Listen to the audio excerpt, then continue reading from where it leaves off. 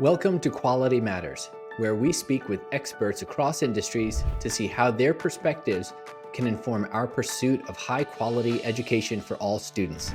I'm Shaka, and this is Caitlin, and we're happy to be your guides for this limited series. Like you, Shaka and I are passionate about all students having access to a great education, and quality is a driving force behind our work. But what does quality really mean? In an era where parents can customize their child's education, this question is more important than ever. During each session, we'll hear from leaders in education, technology, business, sports, and the arts. We hope to apply their insights to our pursuit of a great education in the K-12 space. Join us on this journey to secure a great education for all children. This is Quality Matters. Well, Caitlin, we are back at the Emerging School Model Symposium and really excited for this next conversation because there's something new.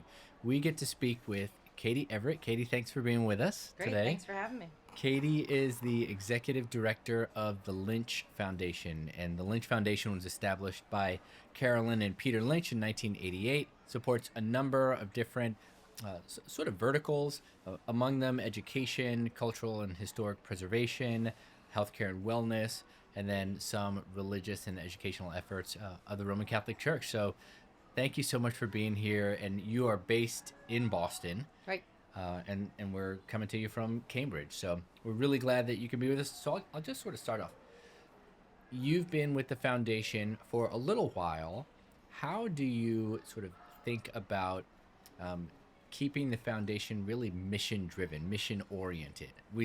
Something that we know from Philanthropy is that a lot of foundations over time just shift what they're doing and kind of get away from the original, impetus for the organization. Sure. So, I think first I've been honored and blessed with the fact that I was the first staff person the family ever hired. So the foundation was established about 35 years ago, and I've been with them for 28 of those years.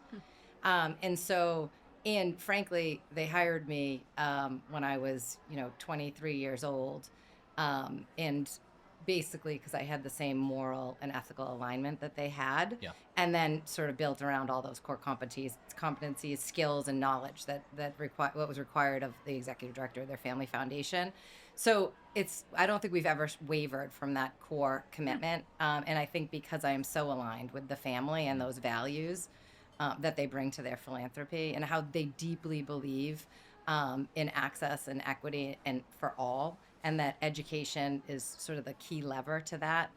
And we've never swayed from that. I mean, we have evolved significantly over the last 3 decades, but never around sort of treat others the way you would want to be treated, that really simple, basic principle of what leads their life. Mm-hmm, mm-hmm. Yeah, could you say more about some of the ways in which you've seen the foundation evolve? I mean, I would guess certainly operationally there's probably been some things, but what are some ways that you think about? Yeah, I mean, I think operationally there's been a tremendous amount of evolution, and I think experience, right? Knowledge, experience, understanding, being around for 35 years, 28 years, what have you, you're well past the PhD level, right? In education and understanding. And the Lynches deeply believe that it is, for social good to experiment and take risk, and we do that at a pretty aggressive level. We're unique in some regards to when it comes to foundations, in that we do use like real high leverage investments, and are willing to take some significant risks. So we have always funded, general operations. We've always funded pilot initiatives. We have always funded young social entrepreneurs, and that's just been for decades. That I think Carolyn and Peter love to talk about. The fact that they gave Wendy Kopp money, years ago when she was first launching TFA, and then when the opportunity presented itself to launch in Massachusetts, we're sort of the largest anchor donor, and then hosted events and introduced her to lots of folks here to help them establish her presence here in Massachusetts. And similar, we're sitting at Harvard, who can't not talk about Dr. Paul Farmer, right? And they funded Paul's work. Both these investments predated the foundation, but did not predate Carolyn and Peter's philanthropy, personal philanthropy. And they continued to invest in Paul's work, and actually this year made a pretty significant gift to Harvard Medical School and Partners in Health in his honor and memory and for the work that he has done. And so have always sort of led with that tradition around investing in really young talent and taking pretty big risk. But with that kind of practice, you learn a lot about what it takes, I think, to continually learn and question and push boundaries. So we talk a lot about risk in some capacity, because obviously when you're innovating in education or changing anything, you're taking a risk. You have no idea what the outcome is potentially going to be. You're obviously making an informed decision to some extent. What are qualities that you look for when you assess the risk of an investment that make you think that make you hopeful that you're going to have the outcome that you want? Is there a certain metric, or are there certain factors that you pretty much every time want to make sure an investment is going to have in order to be successful? Yes, and I think it looks differently in the different areas that we invest in, right? Oh, Like I like that. we invest in pretty different areas. You talked about it in the beginning, and we actually added housing a few years ago, so that's a new pillar of investing. So we have these 5 different areas that we invest in, and I think the quality and the metrics look really different in those areas, and I think the quality and metrics look really different depending on the life cycle of the organization that we are investing in. Okay. And so I think I want to tell you that it's like quantitative, like it's part like analysis, right? Quantitative analysis. And then there's the gut, like, is this person going to be a good leader? Do they have the courage? Do they have the, tenacity?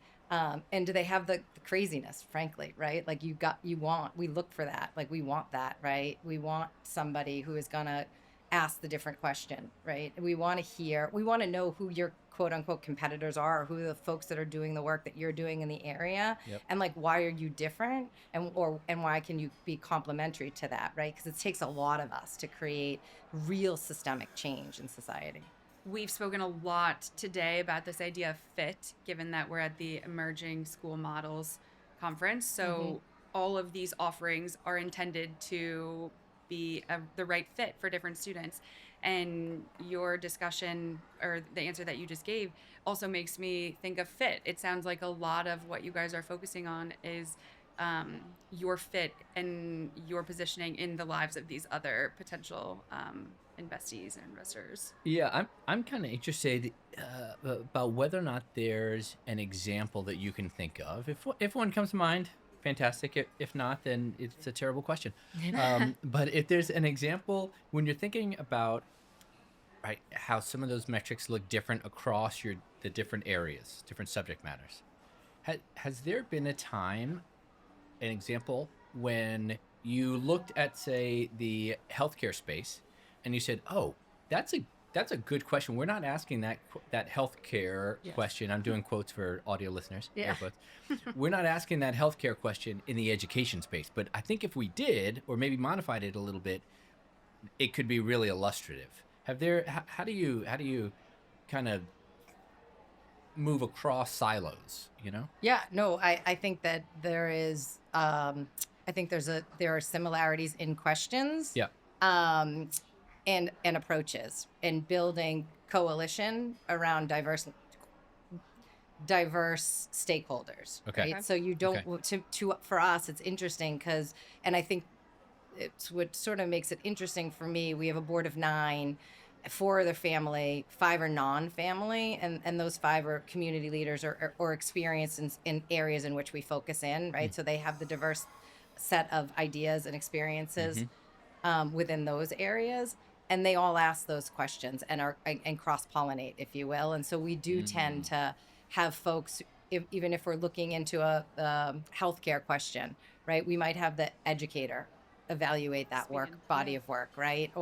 And vice versa. And so I do think, because it's the healthcare industry, it's very similar to the educational system, where it is incredibly broken.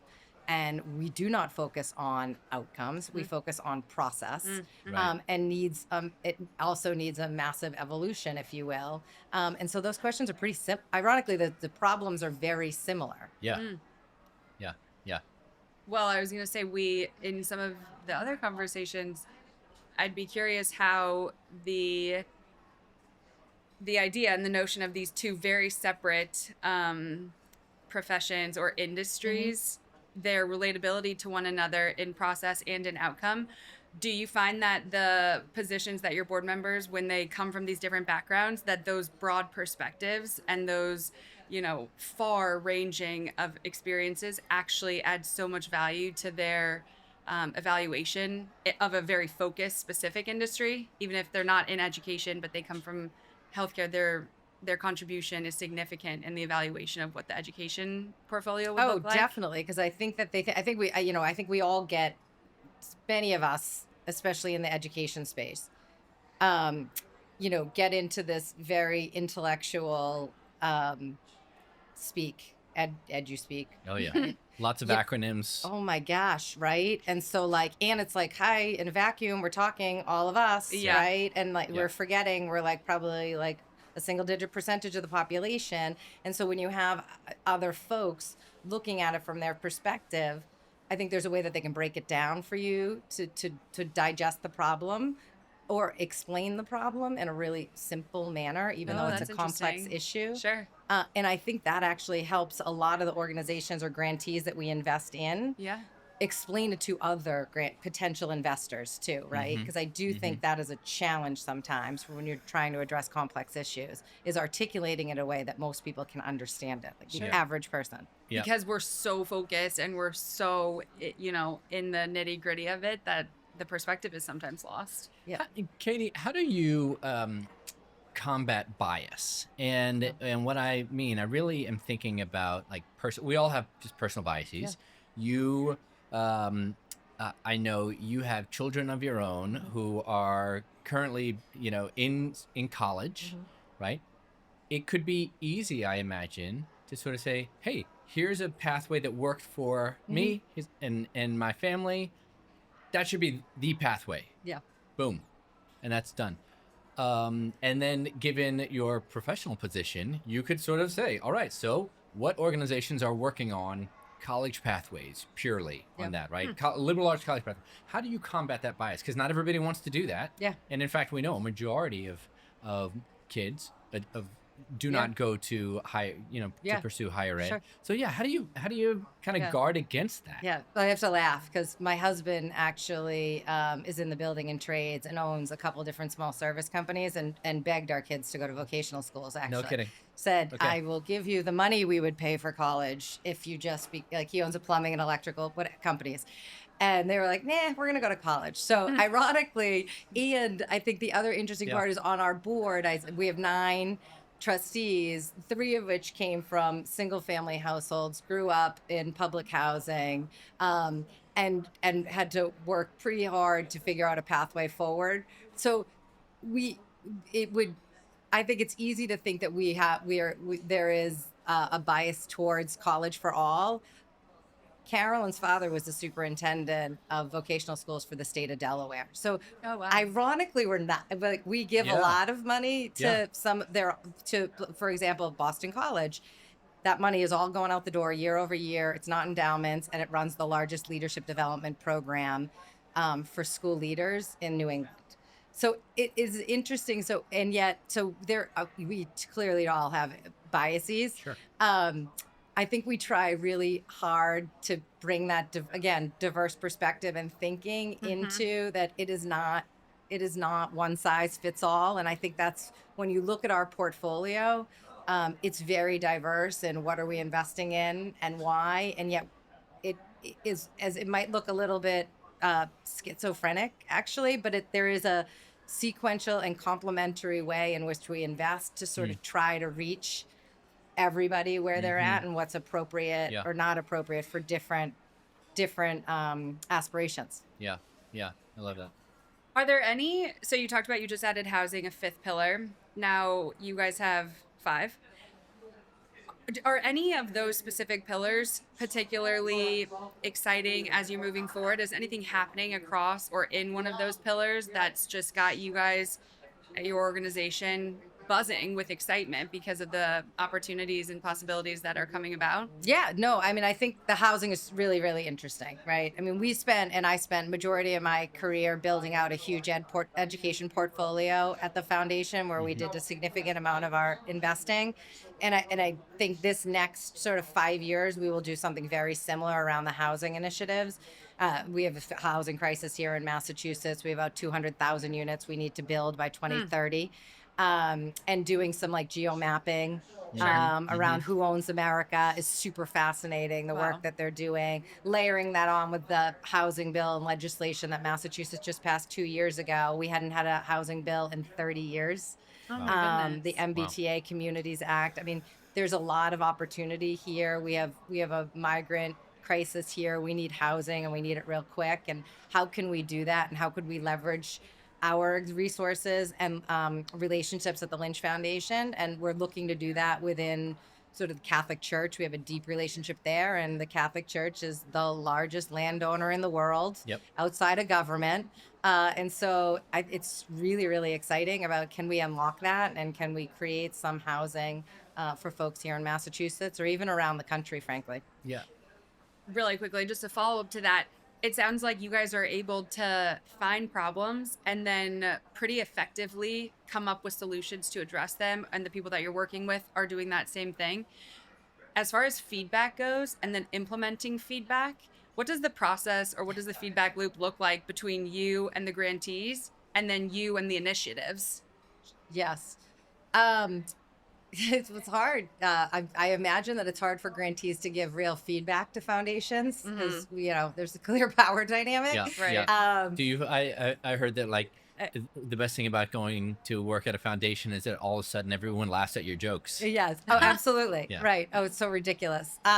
So I mean, I think feedback is hard, right? And I think we've worked really hard we're very transparent, very open, very approachable. Right. I think the feedback, we're very honest the way we've run the foundation. I think we like to make decisions fast, quick. We're not process heavy. Yeah, that's what it we sounds don't like. require like huge times for concept papers or applications and all that stuff. We have an open application process, so we're not invite only. It's not exclusive. Low barrier to entry because we want folks wherever they're at in the beginning to be able to apply to us. Wow. So again, we have a very open door policy try to create. We know that is, again, the power dynamic is real and exists. Except that we deeply believe that if we're not truthful and honest with each other, we're never going to make much progress. And so I think we try to create that opportunity for feedback. Do we get some feedback? Sort of.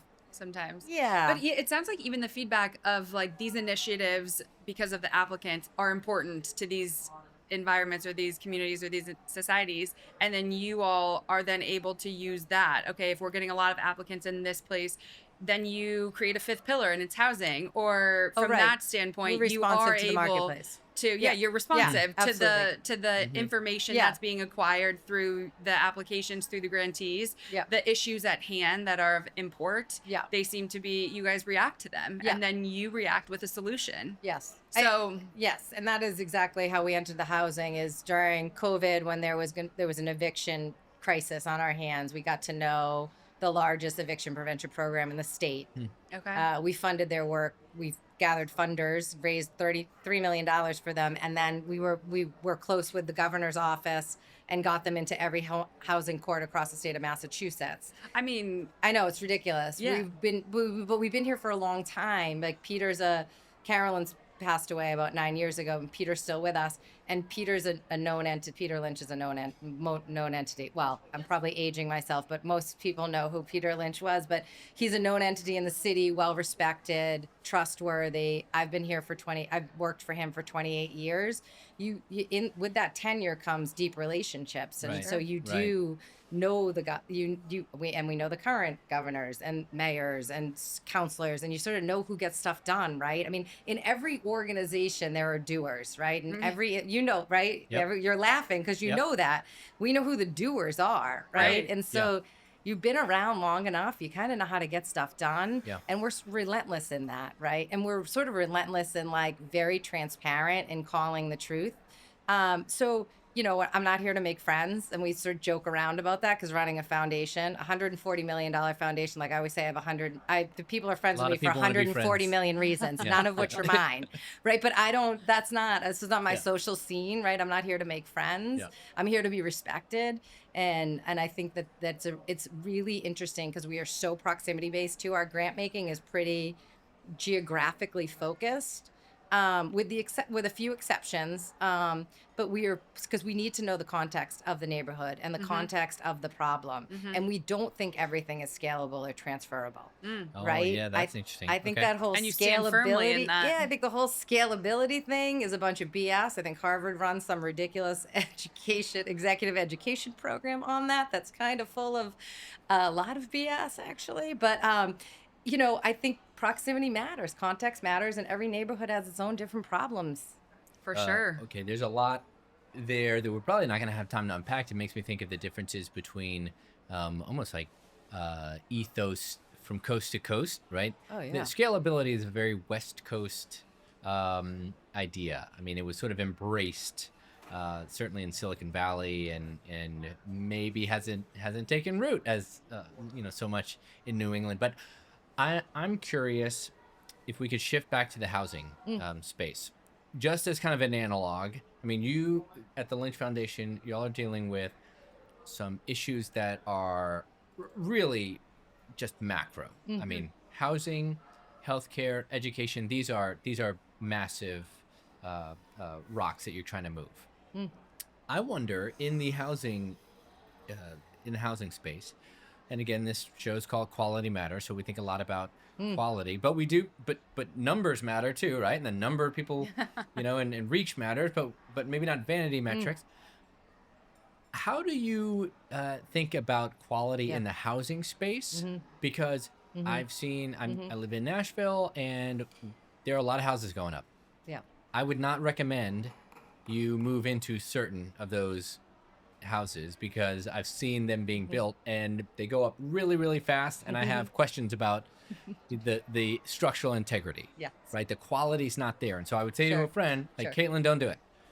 How do you think about like what Yeah. constitutes quality? Because Yeah. I Yeah. imagine somebody could get up. You need 200,000 units. Yeah. You could put up 200,000 tents Right. really Right. quickly. Pretty quickly. Yeah. Right. Yes. So how do you think about that? Yeah, so we definitely think a lot about it, actually, and we have chosen, because of limited resources, we have chosen to invest in housing too. It also has some wraparound services for very specific populations. Okay. So we are specifically focusing currently right now on currently homeless vets, right, with like wraparound services around mental health, social and emotional, job training. Work. We are doing another investment around youth transitioning out of foster care, with wraparound services also around housing, social and emotional, and building sort of financial literacy. Okay. We've also done some other housing around substance abuse disorder and recovery or formerly incarcerated. And so we are looking at and multi-generational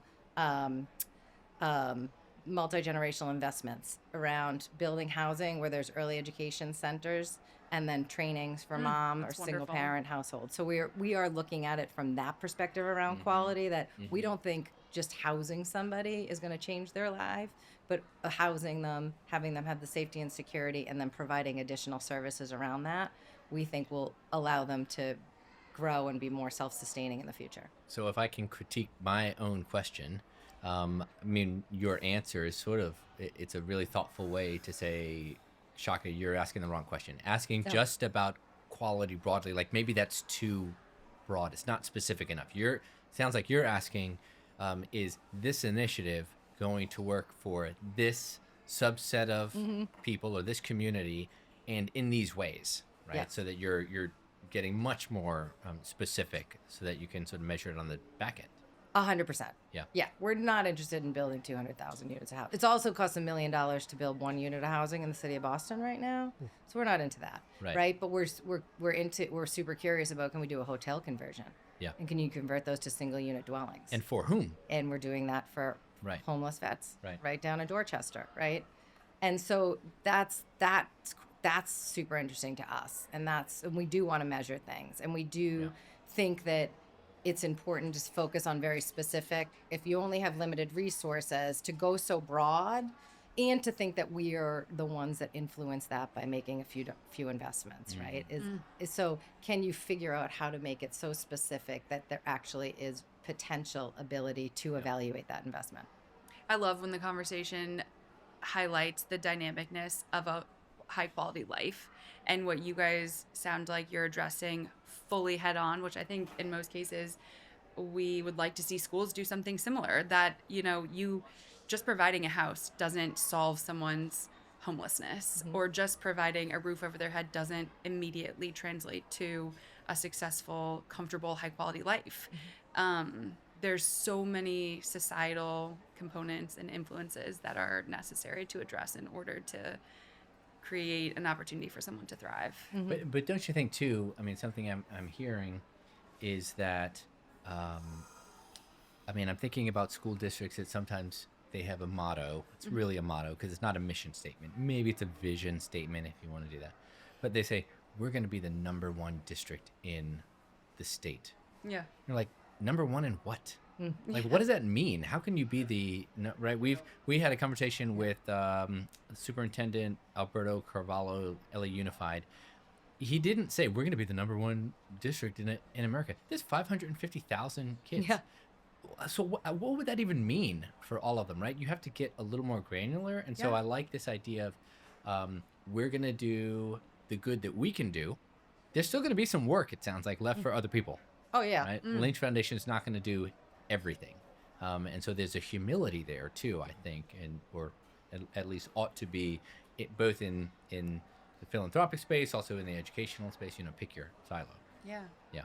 Well, this was so awesome, Katie. You shared so many new perspectives and new ideas, conversations that we don't necessarily always get to have. So I loved learning about your work and about what you have spent the last 28 years doing. It's admirable on many levels, and we appreciate you coming to join us. Great. Well, thanks for being here. I think I have the best job, and it's an incredible blessing and an awesome responsibility.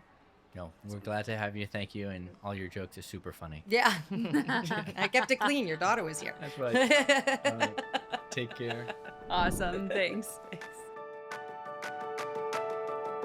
All right, Shaka. Super interesting conversation with Katie from the Lynch Foundation. Yeah. A perspective we hadn't necessarily had on the show before. And I think hearing about her take on how she assesses different investments and different grantees was really interesting. Yep. I certainly found so much of what she was saying applicable in so many of our other conversations. So I'd be curious to see what you specifically were drawn to and how, if anything, that she said related to a lot of the other conversations we've had. Very interesting to talk to somebody from the world of philanthropy. Right? Most of us have never and will never get to work in the space where we are responsible for funding nonprofits, right? Yeah. And for helping to fund these initiatives that are doing a lot of interesting things. Certainly, they're mission-driven orgs, but that's just a perspective that I think is interesting to hear.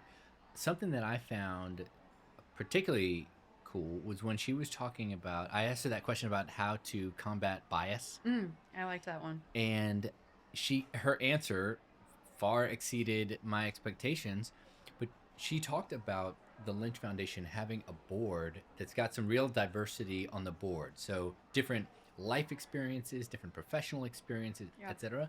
And the board being a way to sort of check assumptions, so that no one perspective becomes the one way to do it. Right. And I think, oh, that's super interesting. And then I started thinking about the school board in my city. Oh, goodness. I bet it doesn't look like what she It described. does not have that kind of professional, or I can't say personal, what their personal backgrounds are necessarily, but it certainly doesn't have that kind of professional diversity. They tend to be people who formerly were educators within that same system, have been there maybe for a long time, or maybe been administrators, and that's the only system that they've known. And while I respect service, it can't be good to just reinforce your priors constantly. We're not going to get innovation. We're not going to get true like societal advancement if we are just this echo chamber all the time. And it sounds like the Lynch Foundation they're at least trying to not be that kind of echo chamber. Yeah. Well, you know what's so interesting, what you just made me think of, professional diversity creates thought diversity. Yeah. And if you're working towards any type of goal, no matter what goal it is, your journey is going to be strengthened if you're approaching it with different thoughts and different perspectives. Yep.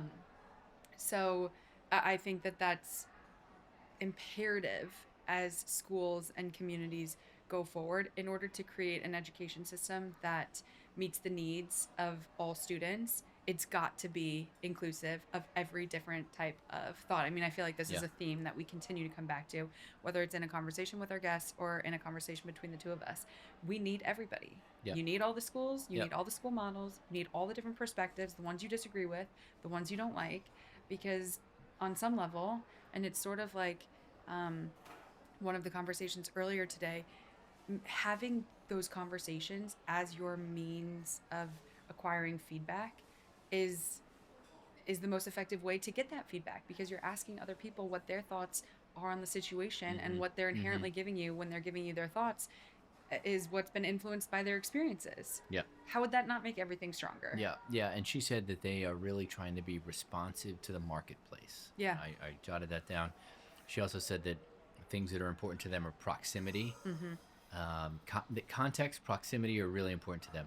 And I thought, man, that's legit. Right. Okay. So if that's the case, and they are this, pretty large foundation here in Boston, and context and proximity are important.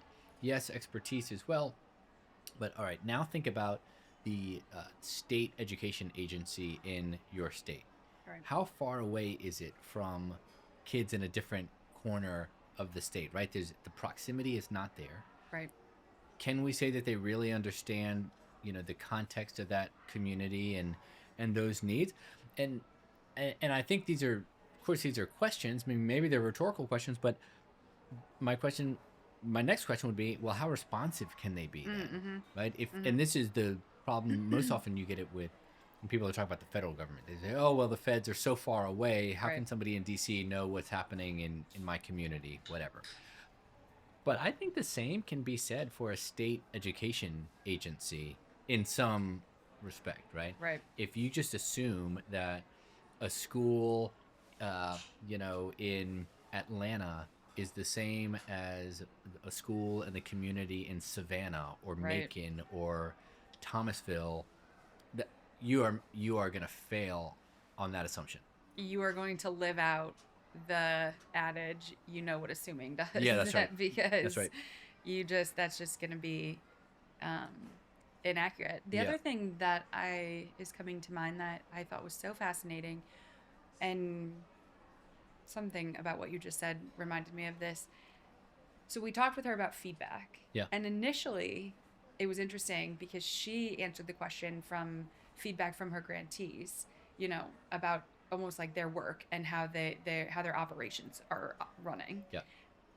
What became evident is that the Lynch Foundation seems incredibly open to feedback from the perspective of when people highlight needs or when people highlight trends, they're receptive to them. Yeah. And then they make quick and effective changes and decisions to their work and to their projects to include, an entirely new column of the housing. They saw a need, they received feedback, they received informed new opinions and ideas on the fact that the housing industry was needing them. And then moved. And then they moved. And then they did it. We talk all the time about the importance of a quick feedback loop. I mean, in my mind, that was a perfect example. Yeah. They lived it out. When she was saying that, I thought, oh my gosh, Katie is about to get flooded with new applications. When she said, we like to make quick decisions and we're not really process heavy. Yeah, thought, they're not burdened by she's about overhead. to get 1,000 emails, email requests for grant funding. Right. But having been on the other side of that, right, I know that there are absolutely, whether it's foundations, whether or not, I mean, oh, I pity the fool, as Mr. T used to say. I pity the fool who has to fill out a request for a government grant, because you talk about a cumbersome process, Yeah. right? I mean, it's just unreal. You would rather, like manually do someone else's taxes 10 times over than apply for some of these grants, and they are so Only to process get the driven. grant in 8 months. Yeah, or in yeah, 2 maybe, years. maybe that's right. 2 years from now, and so many of those, all to say, they are process driven and process oriented, rather than thinking about, can we do some good in our community's context, um, and can we do that quickly, right? So that we're affecting lives um, in something closer to real time. Yeah. That seems to be a priority, there at the Lynch Foundation. Yeah. Yeah. The affecting something in real time. I was just so impressed. A component, definitely, of them being able to do that is that they do seemingly they know what they're about, Yeah. and they know what Yep. they are not Yep. about, and they, she said it. I'm not here to make friends. Yeah. And that mentality and that approach to work and to getting something done, it's streamlined. Yeah. It's focused. Yeah. I think about that similarly to what Superintendent Alberto Carvalho shared with us, which was, having a strategic plan that's 150 pages long with 15 different goals per page Yeah. gets you nowhere. Yeah. But when he had 4 specific goals and 4,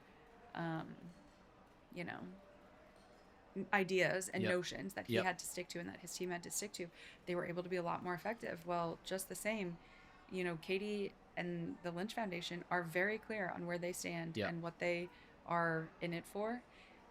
And yet they still have the broad ability to affect change in 5 different silos in unique situations. Yeah. She also impressive. addressed this reality that just because people care about doing the work doesn't mean that you engage them. Mm-hmm. Right? She said, sort of at the end of that interview, she made the comment that like particularly once you've been in a space for a while, you know who the doers are. Mm-hmm. You know who's really Yeah. getting the work done, and man, that definitely rings true. I mean, I think in education there are a lot of show ponies, Mm-hmm. but we need workhorses, Yeah. right? That's right. And so that was encouraging to hear that she's trying to go to where people are doing the work, doing the good hard work, rather than just releasing another sort of press statement, but there's no substance behind it. Yeah. I Absolutely. think, boy, more organizations ought to do that. Like, don't release the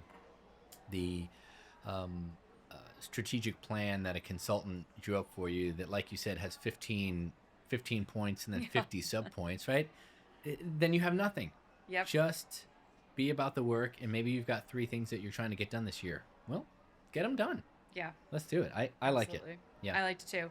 Well, I'd be curious for our guests listening from all different professions, from all different industries, where they feel similarly to Katie, like having a very focused mission and goal allows them to be most successful. I have to imagine that that idea in general is going to resonate with people, Mm-hmm. but I'm curious what examples they can share where they feel in this specific instance we had a singular mission or a singular goal, Mm-hmm. and we were focused and everybody was able to understand what it was, and then we achieved success. Mm-hmm. And it was in large part due to our unanimous focus. Yeah. I'd Yeah. love to hear those examples. That'd be I'd love to great. hear people's successes. Yeah, well, I look forward to seeing what people submit, and I'm really curious too if there are like frameworks that people have to sort of say, Oh, is yeah.